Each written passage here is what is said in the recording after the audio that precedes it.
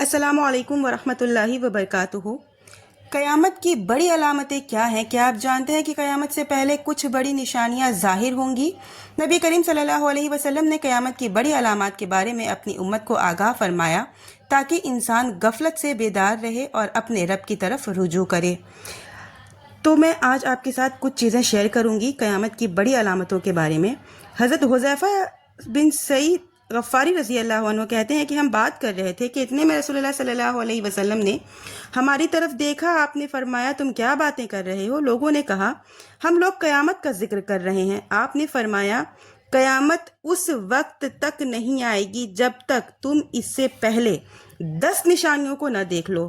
پھر آپ نے دھواں، دجال، چوپایا، مغرب سے سورج کا نکلنا، عیسیٰ علیہ السلام کا نزول، یاجوج ماجوج، 3 خسوف، ایک مشرق اور ایک مغرب میں، ایک جزیرہ عرب میں، ان میں سب سے آخری میں آگ نکلنے کا ذکر کیا جو لوگوں کو ان کے محشر کی طرف ہانک کر لے جائے گی۔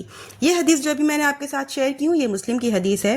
ایسے ہی ایک اور حدیث میں ذکر ہے قیامت کا، ابو داؤد کی حدیث نمبر 4242 ہے۔ حضرت عبداللہ بن عمر رضی اللہ عنہ کہتے ہیں کہ ہم رسول اللہ صلی اللہ علیہ وسلم کے پاس بیٹھے ہوئے تھے۔ آپ نے کثرت سے فتنوں کا ذکر کیا، یہاں تک کہ آپ نے فتنہ الحاص کا بھی ذکر کیا۔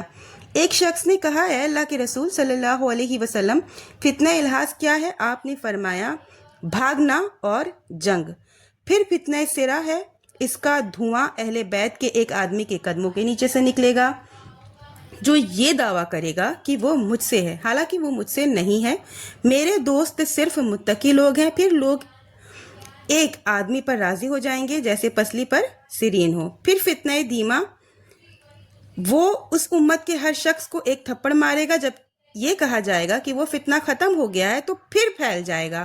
آدمی صبح کے وقت مومن رہے گا اور شام کے وقت کافر ہو جائے گا، یہاں تک کہ لوگ 2 خیمے میں بٹ جائیں گے۔ ایک ایمان کا خیمہ ہوگا جس میں نفاق نہیں ہوگا اور دوسرا انفاق کا خیمہ ہوگا جس میں ایمان نہیں ہوگا۔ پس جب ایسا ہو تو تم اسی دن یا اس کے دوسرے دن دجال کے آنے کا انتظار کرو۔